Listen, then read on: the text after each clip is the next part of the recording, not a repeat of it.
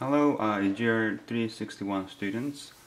I just prepare the video for this specific chapter, which is about viscoelastic properties of biological tissue. Our textbook, chapter 15, cover a part of this story, this subject, but I want to give you a lecture through the video. So first, let me define what viscosity is. The viscosity is a property that associates with the fluids. You may wonder why we talk about the fluid. However, biological tissue consists of fluid as well as other structures. So in order to understand the behavior of biological tissue, we have to understand the property of the fluid. Today's topic is about viscosity. So viscosity is a measure of resistance of material which is being deformed by either shear stresses or tensile stress. So this is a little kind of animations that explain the behavior of the viscosity. So just imagine that you put on the plate, you put a fluid, and then on top of the fluid you put another plate, and then you imagine that you apply the force on top of the plate and just move to the right. And then let me change the viscosity of the fluid between the top plate and then table and see how the force affects the motion of the fluid. So right now the viscosity is very high. In given a force, maybe you feel hard to move the fluid, but let's say your fluid has a lower viscosity. Given the same force, those kind of fluid is kind of moved to the right. But if you look at those layers of fluid, each layer just shows kind of resistance to each layer, so that if you look at the velocity profile along the y-axis, and the top part has a higher velocity than the lower parts because because you apply the force at the top plate, so there's no relative motion between the top layer and the top plates, and there's no relative motions between the ground table and the lower layers. However, each layer has a sliding to each other's, and then as you have a higher viscosity, the resistance between the two slides is getting bigger, so that it gets more slower. So this one shows that kind of property of viscosity depending on lower and higher. You see that the motion of the fluid affected by the viscosity. So it's like a stickiness of the fluid.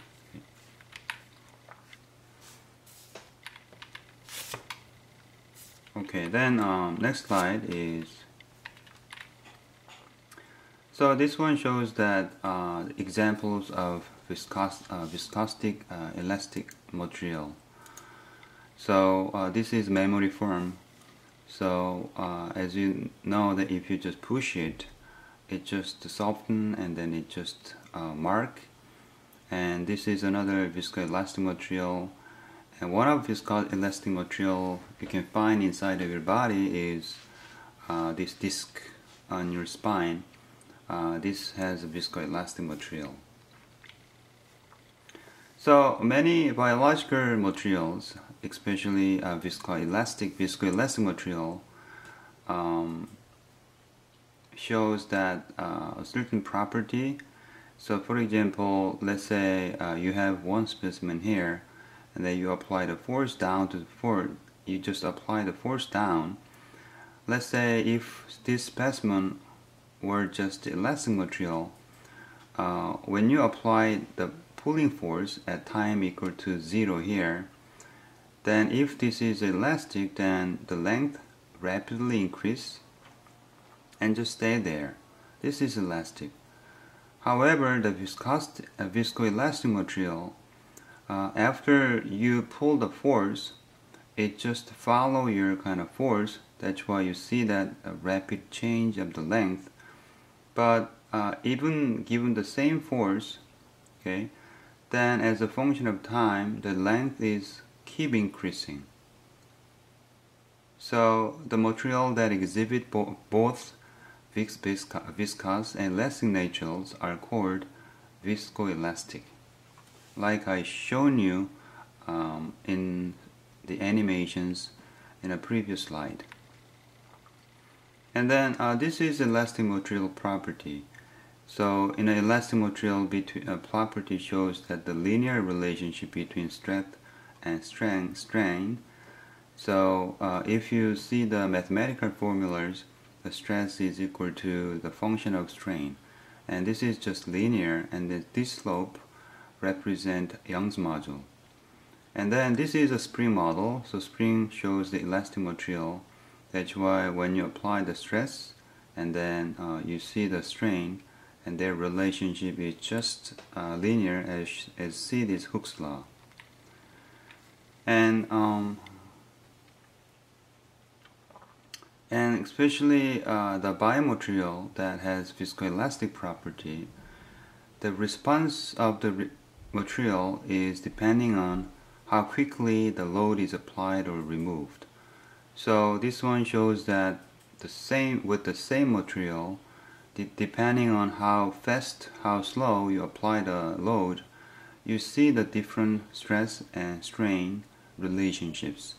So in this mathematical form, your stress is a function of not only the strain, and also the rate of time change of strain. So that has something to do with the speed of your loading.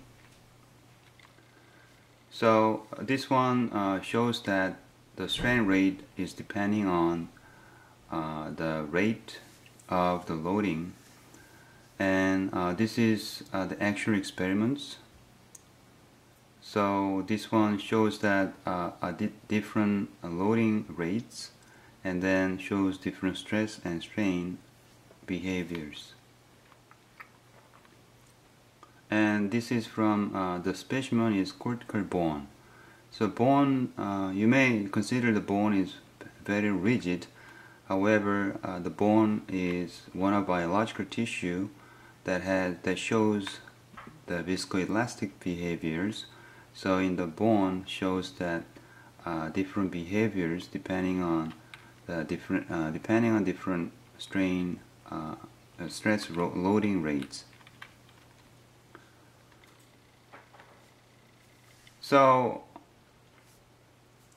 right now, instead of showing the stress and strain, and in viscosity elastic, we can make a relationship between the stress and strain rates. Okay, and then if your fluid is Newtonian fluid, which means viscosity is constant, then this one show a linear line, because this mu, which is viscosity, so right now your stress is a function of the strain, the relationship is linear, then this mu is called coefficient of viscosity, and this is just one slope, which means viscosity is fixed.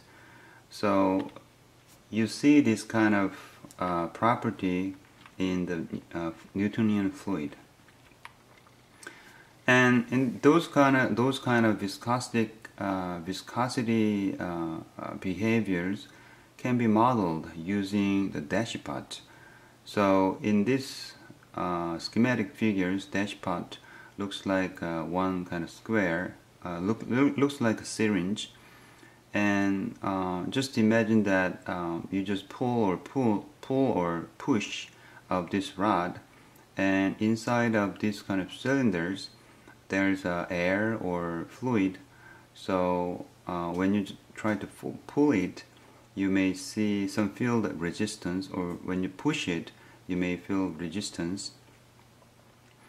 And so that's why this dashpot shows that the same as the viscosity property, because your pulling force is depending on the speed of your pull, or pushing force has a relationship with the rate of pushing. So that's why using these dashpots, you can also derive the same equations, which is stress is equal to coefficient of viscosity and strain rates.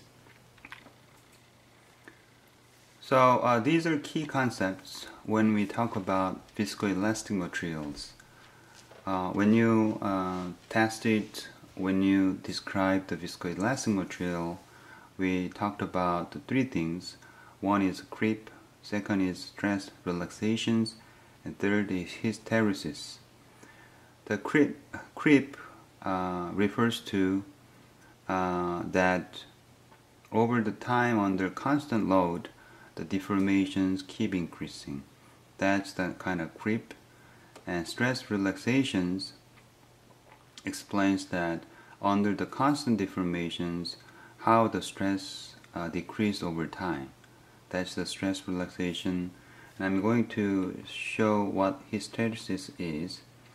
And first, let's just show the example of creep. So in the creep, under the constant load, okay, so you apply the load at a certain time, and then you maintain the same load. However, deformations keep increasing. If this were the elastic material, you may not see the increasing deformations. Deformations would be retained at the same level, but we're talking about viscoelastic material. That's why under this constant load, your deformation keep increasing. And then the stress relaxations, this one shows the example of stress relaxations. So reversely, under the constant deformations, okay, then your stress level is kind of following up. However, it's kind of decaying as function of time. If this were the elastic material again, under the constant deformation, your stress level should be maintained at the same level, but because the viscosity elastic material shows a typical stress relaxation curves, which means over the time the stress kind of reduced even under the same deformations. So look at this one. So this shows that the relationship between the strain or deformations over the time depending on different materials. So for example, at the top shows your conditions. So let's say you applied a given stress over between T0 T0. So during this time you maintain a same stress and you release it, okay? Then if your specimen were elastic material, then as you apply the force or stress, the elastic deformation occur, and those deformation is kind of constant, kind of maintained, okay? However, if you test this one with viscoelastic solid material, then when you apply the stress, then deformation occur, but it's just gradually increasing. And then when you unload everything, when you just let the force go, then this one going back, but this one also gradually decreasing. So this is the behavior from a viscoelastic solid material. And if your test specimen were viscoelastic fluid, and as you apply the stress, and this creep shows kind of increasing, and this one is decreasing, but it takes much longer than the solid as this one go back to the zero. And how about the strain? So let's say you apply the deformation instead of stress. You apply the deformations and maintain the same deformations. If your test specimen were elastic material, then when you apply the deformations, you probably have applied the stress, and those stress should be the same, maintained at the same level. And if your specimen were viscoelastic solid material, when you apply the deformations, probably you would have to apply the stress in this level. It just apply the stress. But even though the deformation just maintain at the same level, your stress level could be decreasing. And likewise, viscoelastic fluid, you see that you don't need to maintain the same stress in order to maintain the same deformations. Given that under the same deformations, this one is your stress level is going down. Actually, we see this behavior when I show you example of the stress relaxations, which is one of the property of viscoelastic material. So this is from the actual biological tissue. So this is tendon and this is smooth muscles. And when you apply certain deformations, they measure the stress level. The stress level is going up to cause the deformations. And when the deformation is maintained, and however the stress level is going down, and this is smooth muscle and this is tendon. And I think this is ligaments. And this is third kind of concept, key concepts when we talk about viscoelastic material, hysteresis. Hysteresis shows like between the load and deformations, and when you apply the deformations, the load is going up. When you release the deformations, the load is going down. However, viscoelastic material shows the hysteresis property, which means when you release the deformations, your load level is not the same as when you apply the deformations. It's a difference, and this area is represented by the energy loss. And then, for example, when you try to measure those kind of relationship between load and deformation using one of the ligaments attached on the foot, okay, and then you can test this one using those kind of load cell machines. You just push the force on here and just measure the deformations that occur in the ligaments, and this one shows that when you apply the deformations, the stress level is going up. When you release the deformation, stress level is decreasing, but it's a different pathway. Okay. So this shows the ligaments, tendon, and smooth muscle. These are all shows the hysteresis. However, depending on different biological tissue, it shows a different behavior of hysteresis. Let me just move this one. Okay, then I want to use a whiteboard to show how we can make a model of viscoelastic materials. So we can use a simple spring and dashpots to get some insight of the viscoelastic material using a model. So, for example, this A model shows that a simple elastic model. So if you just use a spring, that's the simple elastic model. If you just use the dashpot, you can add a kind of viscosity property. And if you use the spring and dashpot in series or in parallel, you can kind of make a model that has a different property of viscoelastic material. So I want to show how we use mathematical expressions using spring and dashpots. And this is a parallel configuration. So you just put a spring and dashpot in parallel, and you can also make a series configuration, spring and dashpots. In parallel configuration is called Kelvin-Voigt model, and series configuration is called Maxwell model. And then this one is kind of lumped. So this is Maxwell model, dashpot and spring. This is Kevin Voigt model, dashpot spring in parallel. And this is alternate the form. This one has a parallel series in together.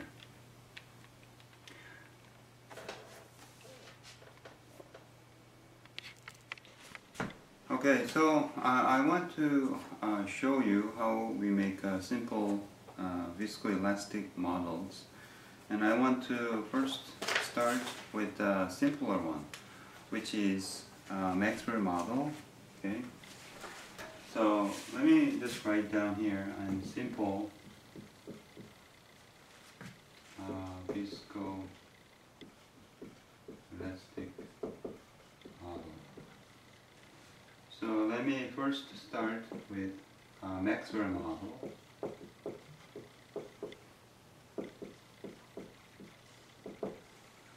And in Maxwell model, we are going to just use dashpot and spring.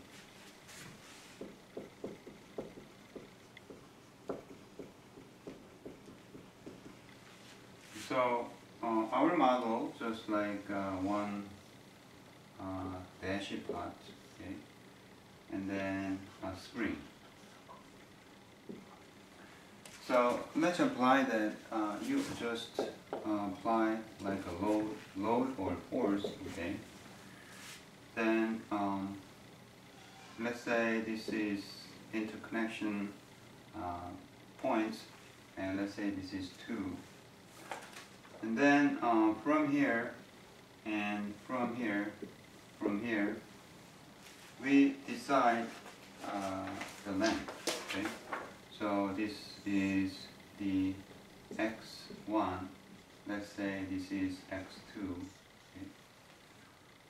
And let's say the total length is x.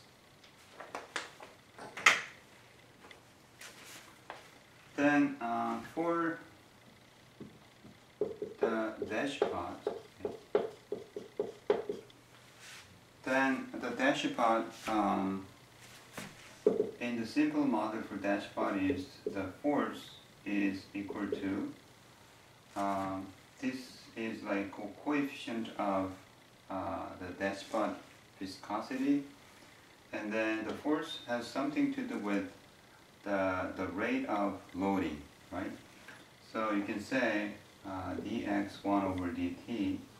So this one shows the rate of change of the x1, which is the same as the rate of loading rates, and this is a coefficient. And then from here we can say f is equal to c is equal to dx1 over dt. Let's say this is number 1. And for the spring, and if you apply the force on here and here, the force at the position 1 is the same as the force. Okay? So your force for spring is equal to just spring constant k and the stretched length. So let's say this is stretched length occurring between 1 and 2 is delta x2. Okay? So this is equal to, let's say your total length is x2, and then probably there might be some initial length before you apply the force. That's why, let's say this is E. So this is initial length of the spring before you apply the force. After you apply the force, this one is stretched as x2. So x2 minus initial length will be delta x2. Okay? So from these equations, you can take derivatives of these equations with respect to time. So df over dt is equal to k and dx2 over dt, and dx initial dt, okay, then this initial length was constant. That's why this one becomes 0. So this one becomes k dx 2 over dt. So let's say this is the second equation. And then total length, okay, total length x is this x is x1 plus x2, okay. Then if you take the derivatives of your total length with respect to time, you can say dx1 over dt and dx2 over dt, okay. So from here, dx over dt is f over c. So I just replace the first term with this one, and dx2 over dt is what? 1 over k and df over dt. So this is a Maxwell body equation. Okay? So instead of using dx over dt, let's say I just put the one dot. Okay? The dot just indicate the time derivatives of your x. So this is equal to basically your x total length is a function of time. So I put the time as a parameter, and your force is also the function of time. Okay, you can change the force and magnitude, and 1 over k and df over dt. So instead of df over dt, I also want to use f dot, and this is time t. So this is called the Maxwell body equations.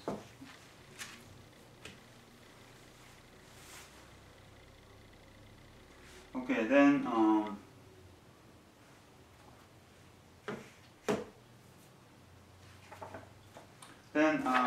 let me just start with the Maxwell body equation. So this shows that how we derive these Maxwell body equations.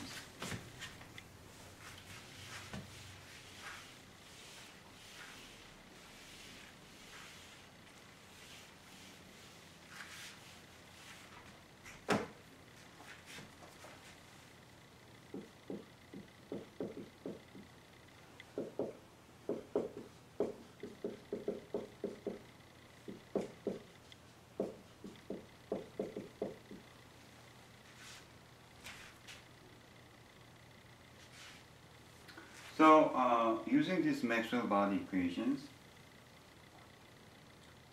if we know the force function as a function of time, then we can solve the displacement x. Okay. But before we integrate these equations, we need initial conditions. So let's look at our first case. Okay, case 1. This one. In response to, let's find the response of these Maxwell equations in response to a step change in force. Okay. So we are going to look at the creep response, because the creep response refers to how the deformation change when you under the same kind of load conditions. So let's look at that, how the deformation change. So our input looks like this is your force, this is time. So when time is equal to, for example, 0, you apply a certain force like that. So let's say our initial force is F naught. Okay. Then our Ft, okay, Ft is equal to F naught, and this is a kind of theta t, and let's say this is a step function, okay, step function. So step function looks like that. So this is like a step function. So step function is your 1, and this is time t, and certain time t. So the step function means when you integrate your step functions, your area should be just t. Okay? That's the definition of your step function. So this ft, this one makes sense because your magnitude, step function of your magnitude is 1. Okay?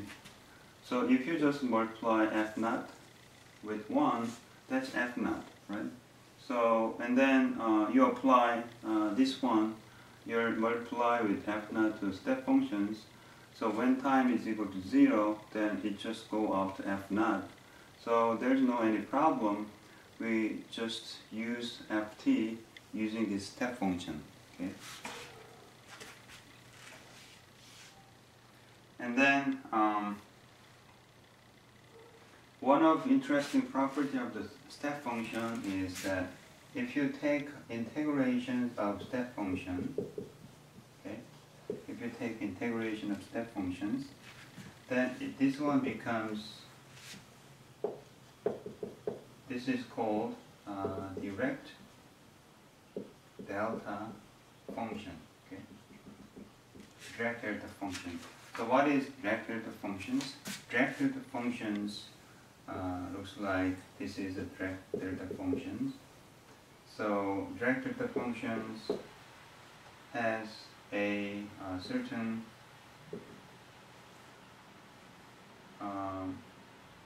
amplitude, okay? And then this one, the height is 1 over t. So if you just take integrations of direct delta functions, the area under the direct delta functions remain 1 as the time t goes to 0. So let's say the time t,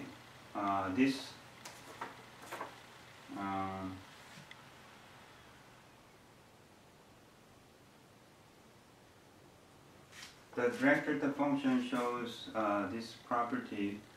Then when time, this t goes to 0 and this height becomes infinity, but this area, under this area is always 1, right? Because regardless of whatever the height this one has, because the magnitude is t and this is 1 over t, so the area under area is always 1. So that's the property of the direct delta function. Okay, then let's just use this one and let's put this function into this Maxwell body function. So I want to use dx. I want to use this function. Okay, so dx over dt is equal to 1 over c and f naught step function, and then 1 over k f dx over dt. Okay? So we know that the step function, if you take the derivatives with respect to time of this one is f naught and d theta over dt, which means becomes a direct delta function. Direct delta function. Then after that, let's take integrations on both sides. So I want to take integration on both sides, which means like that and like that. So if you take integrations between this one from a initial deformation to a certain deformations, so which means x certain time t, and this is initial deformation is equal to, and 1 over c is constant and f naught is constant as well. Integration of step length becomes what? Just t, because the step function has a magnitude of the 1 as over the certain time. So integration is just the t. Okay.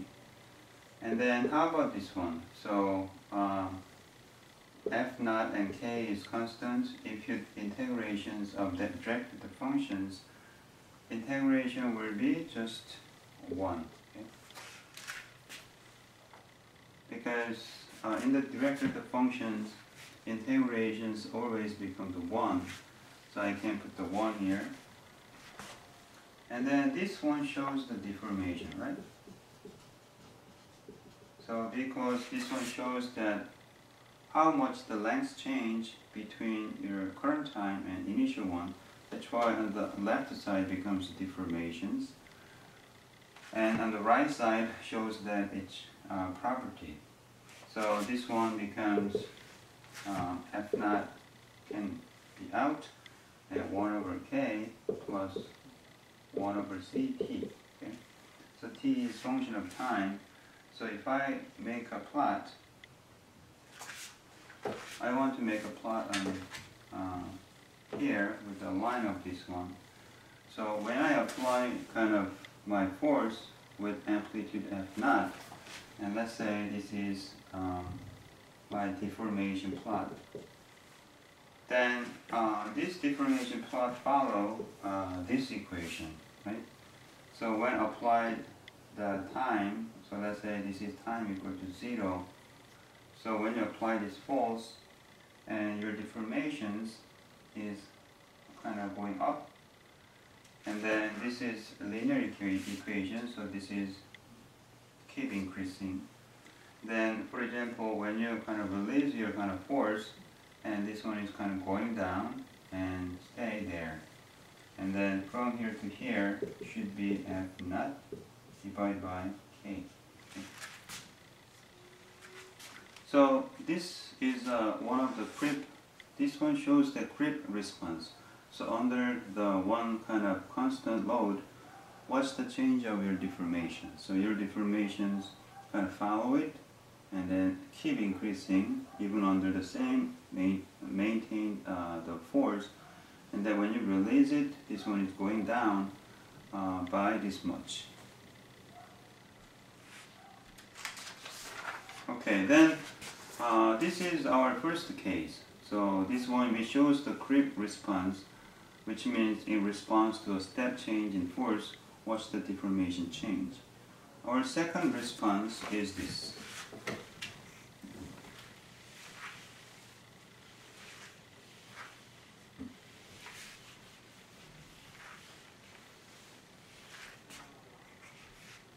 So case 2. Case 2, we test the stress relaxation. Relaxation. So deformation x naught is suddenly applied at time is equal to 0. Then what's the response of the force? Because I want to see the stress relaxations behavior, which means you apply the deformations, which is x naught, at time is equal to 0, then let's see how the f kind of change. Okay? So we just still use this equation. Okay? Then you apply the deformation suddenly. Okay? So I want to use my xt should be x naught and step function. Okay? Then let's use this one. So when I take the derivatives, my dx, okay, I can write down this one like dx over dt. Dx over dt becomes x naught d theta over dt. So this is x naught directly the function. Okay. So I can rewrite these equations like df over dt, and multiply the k on both sides, then this one becomes k over c f t, and then k and x naught direct delta function. Okay. So this is the differential equations. This is differential equations. The ordinary differential equations, d f, and then this is f function, this is constant, and on the right side we have a certain functions. So this one is differential equations. So we have to solve this one. So this is our input. We have to solve what's the f, how the f change. We have to solve this one. So in order to solve this differential equations, okay, so let's use using linear differential equation formula. This is formula, okay. So let's say you have a certain differential equations like dx dy over dt and certain property and y is equal to RT. Okay, if you want to solve this kind of format, it's the same as here, because instead of y, we are looking at f, and in the p, we have k over c is a p, and then RT is this right term. Okay? So in the formula, say our answer yt is exponential minus h and parentheses and integral e exponential e and r and dt over constant value, okay, and then where your h is equal to r dt. So this is kind of formula. This is formula. This is formula. So we use this formula to solve this one. So right now, if we compare this one to the formula, so let's say this is your P, okay, and then let's say this is your R, okay. So we are just to use that formula. Then what is our H?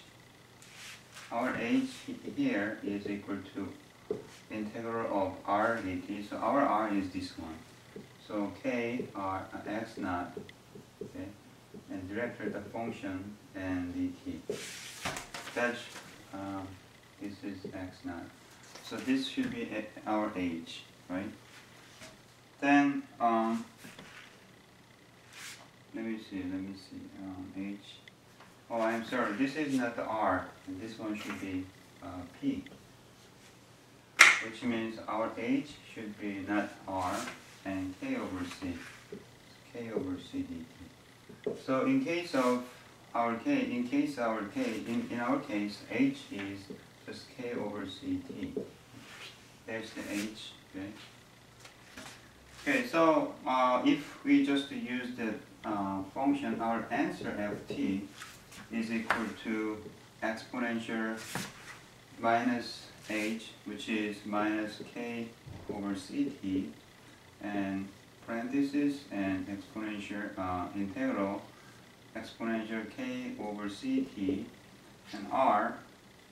Our r is k x naught and correct the function and dt, and plus this is certain constant number and parentheses. Okay? So this one we can just keep doing that, exponential minus k over ct, and then k naught is constant value, so k x naught, and then I want to use this is integral and k over ct, and then this is direct delta function dt and plus some constant value. Okay? Okay, so I just rewrite this equation here, and then our next test is how we solve the red color portion. Okay?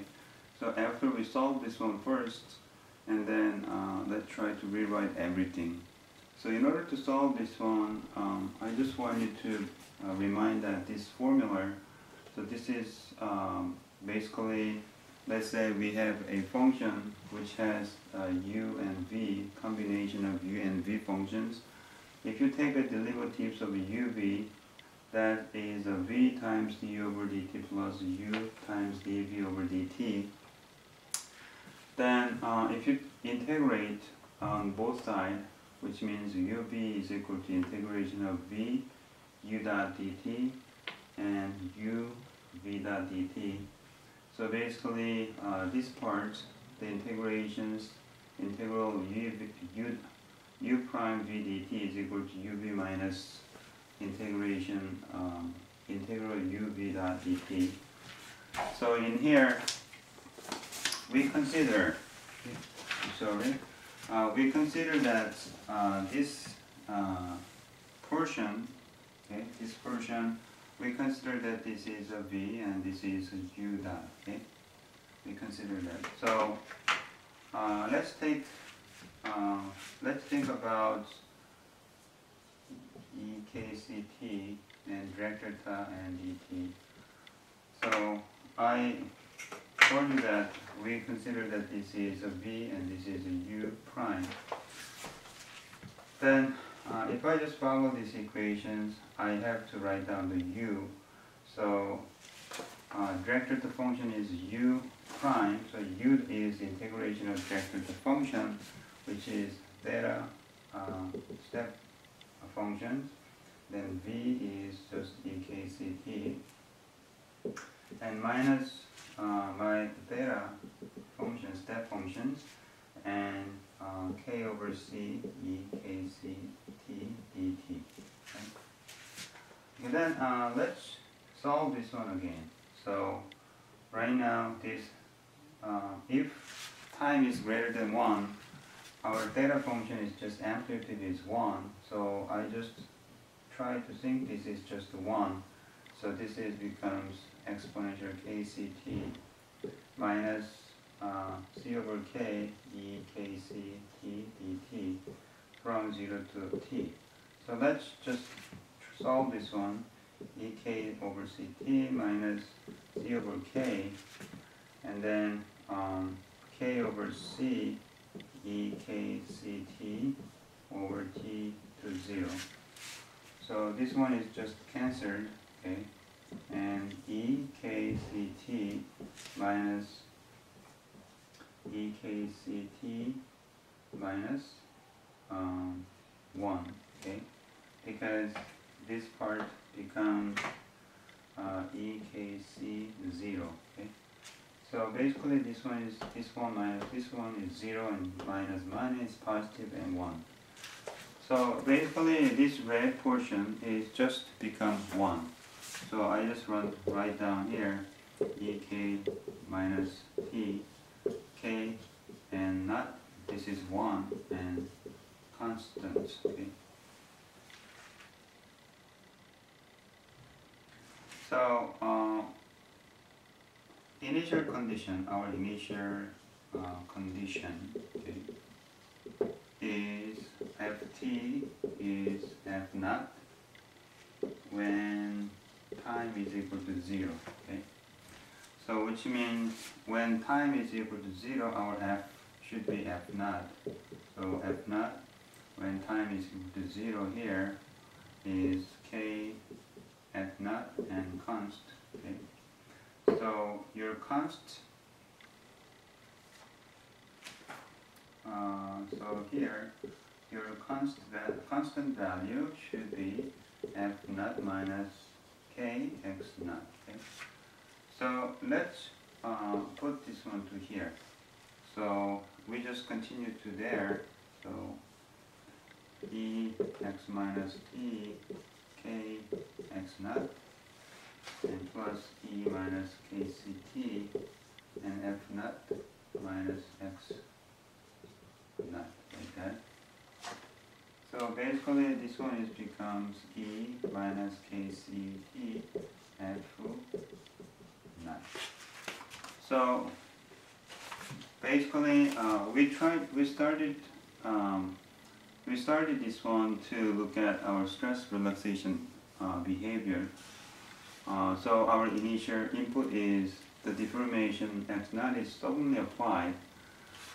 Then the stress change with this behavior. Okay.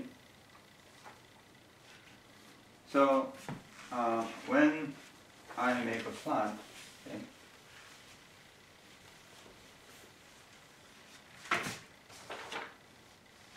so our deformation, let's say this is our deformation. So deformation was suddenly applied. So let's say this is time 2, 0. Deformation was suddenly applied, which means this is x0. And then I want to look at my stress function. So stress function when time is equal to 0, it just follow this equation. Okay? So when time is equal to 0, it starts from f0, and then this is exponentially decaying. Okay? So this is what I showed you in the slide. So under the same deformations, then your stress level is going down.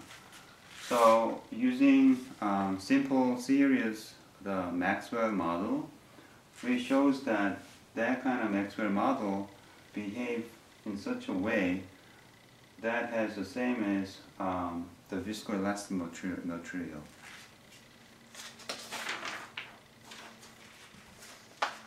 Then I want to show you the second model. This is a series model, but second model is a parallel model. So parallel means we use dashipots and spring in parallel construction. Okay, the second viscoelastic model is a Voigt model. It's hard to pronounce. But this one is a parallel model, which means we use dashpot and spring in parallel. So basically it looks like that. So we have one dashpot and one spring like that, and then you apply like a stress or force in this direction. Then let's say this is coefficient for the dashpot, and this is spring constants. And then for our convenience, let's say this is our kind of initial length,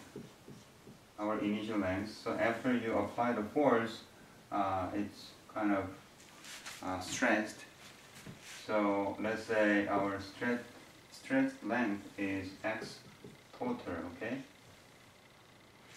And then which means this amount, this is a deformation, okay? Deformation, x deformation. Then this is a parallel. So if you cut here, probably in here there's only F1 force, and here there's F2, which means your total force F will kind of distributed to F1 and F2 on both sides. So your total force is equal to F1 plus F2. Okay? But your F1 just applying on the dashpot, F2 applying on the spring. So your F1 is coefficient for the dashpot, and then dx total over dt, because I already told you that the dashpot model, the function is equal to coefficient and the time rate of change, the length, right? And F2 is just spring constant, and stretch the length. Stretch length is only delta d in here, right? Deformation.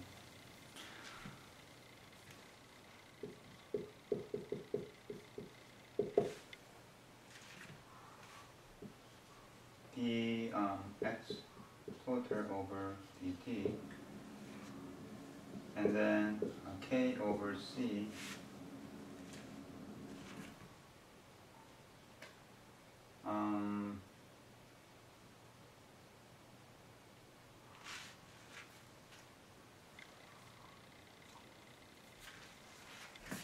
let me say xd, but let's look at the x total. X total where x total is equal to initial x plus x deformation. So dxt over dt is equal to d initial over dt plus dxd over dt. So this is a 0 because this is constant, and then basically you can use only xd, which means deformation x. So this is dd over dt plus k over c xd. So when we derive these equations, okay, this is your applied force and coefficient for the dashpots. And when we use the x, so those x just indicate the deformation x. Okay, so this is the governing equations for the Voigt model, the second model. Okay, so first we want to look at the response of this model to the applied force. So our initial condition, input condition is that I want to apply a force like that, which means at time is equal to 0, I want to apply this one and just maintain it. So I want to look at the creep response using this second model. Okay? So let's just apply to this governing equation. Okay? So right now, our governing equation, if I write down here again, let's say dx over dt. So instead of xd, I just want to use x for simplicity, and this is function of time, and k over c xt is equal to ft over c, but I used f naught delta t over c. Okay. Then we solve the differential equation. This is a linear differential equations. So when we solve this one for our first model, okay, at the time we used the linear differential equations for f. But in this time, I want to find the x in terms of time. So this is a linear equation. So as we solved before, we use the formula. Okay? So in here, we consider that this is our P according to the formula, okay? And then this is our R, okay, according to our formula. Then our H, according to the formula, becomes simply integral of P and dt. So this one becomes to K over Ct, okay? K over Ct. So if I use the formula, our final answer xt is equal to exponential minus k over ct. Okay. And then integrations e k over ct. And then r part is f naught step function over c, that's my r, and dt plus constant. Okay. Then we consider that this step function is like 1. Okay. So and then this f naught c is constant, so you have to solve these integrations. So if I just solve that, k over ct, and then f naught and c is constant, but get out. And then I want to solve that this one like a c over k, e k over ct minus e k over c and const, okay, like that. And then we have initial condition. Initial conditions. Initial condition.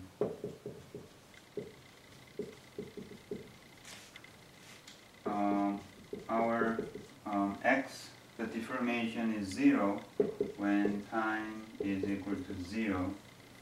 So in that case, if you put these equations, when time is equal to 0, then our initial deformation was 0, then you'll figure out that const should be 0. Okay. So I can just write down these equations simply. I just multiply this one and this one, and this one and this one. This one is 0. So this one is simply f naught c. This is cancel each other, so this is k, okay, and f naught k exponential minus k over ct. So this is f o naught k 1 minus k over ct. So this is our final equations. So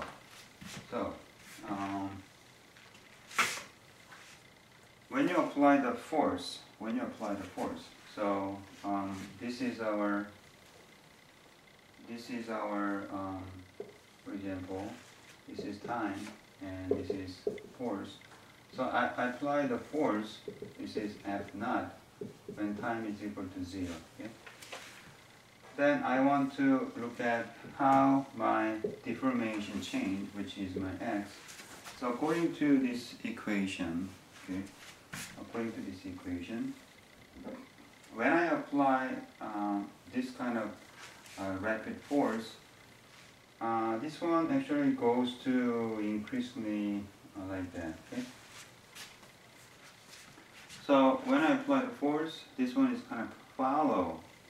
So this one shows that the viscoelastic property that I showed previously in the slide. This is good model. Actually, this is most of biological tissue. When you try to apply the force, then you will see that deformation occur in that fashion. So this is a better model than series model. And then we also look at the second case, which means let's see the response of this model to the deformation. So instead of give the force, let's say your input is deformation. You apply the deformation and see how the force level change. Okay. So let me just erase this part here. So this is governing equation. So let me just leave it there. Okay. I just erased part to explain the second case. The second case is that the response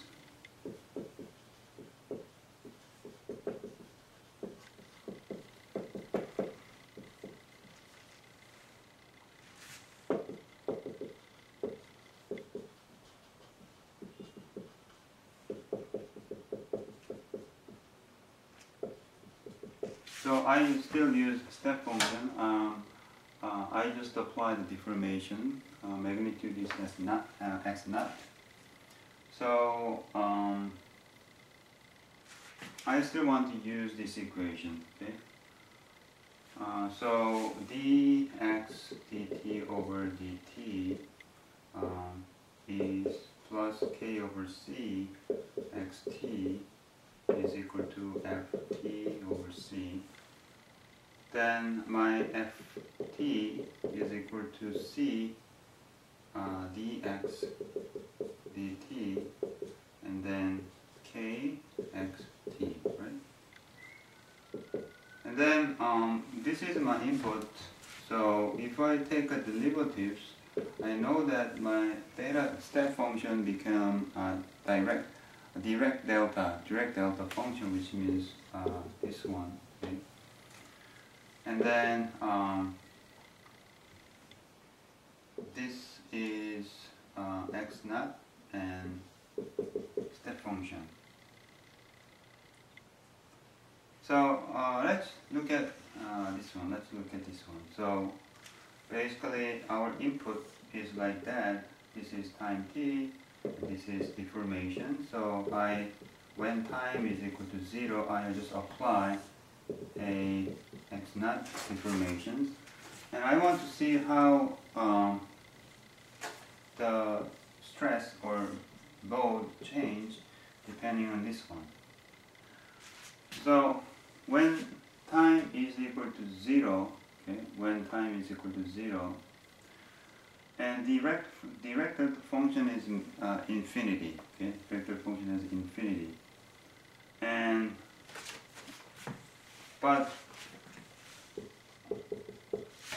so the vector function is infinity when t is not equal to 0, but 0 when t is equal to, when t is equal to 0, this one goes to infinity. When t is not equal to 0, this is 0. So when time is equal to 0, actually your forces should be kind of infinity. Okay? But once the time passes the 0 second, then this one will be 0, and then this one becomes 1. So everything is like, this is k naught, x naught. So your deformation is kind of gradually, suddenly applied as x naught. Then this parallel model shows the infinity kind of force, but immediately after that, this one is kind of going down and just remain as k naught, just like a spring, So that makes sense because look at this one. This is dash pot and spring. So when you suddenly apply the deformations, then it requires infinity force to make this dash pot is kind of stretched. But once you stretch then only the spring forces can remain, which is k x naught. So actually, in a biological tissue, doesn't show those kind of infinity stress, because your biological tissue, if you model your biological tissue, it has not only dash pot and spring in parallel, there might be another, for example, spring in this way. Okay, that's why, because we have different kind of serial component as well, you may not see those kind of infinity. Okay, but in this second model, since we have only dash pot and the spring, that's why you see those kind of infinity parts. Okay. Okay, so I kind of explain or show you that two simple models, Maxwell model, and second model is Voigt model that use the parallel. Maxwell model use the serial model between dash pot and spring. Then using the mathematical equations, I kind of show you the creep and stress relaxation behavior for each different model. I hope you just review this my whiteboard kind of writing, and then take a note on your notes. Okay, take notes this one on your paper, and then I just require you to turn in your kind of notes.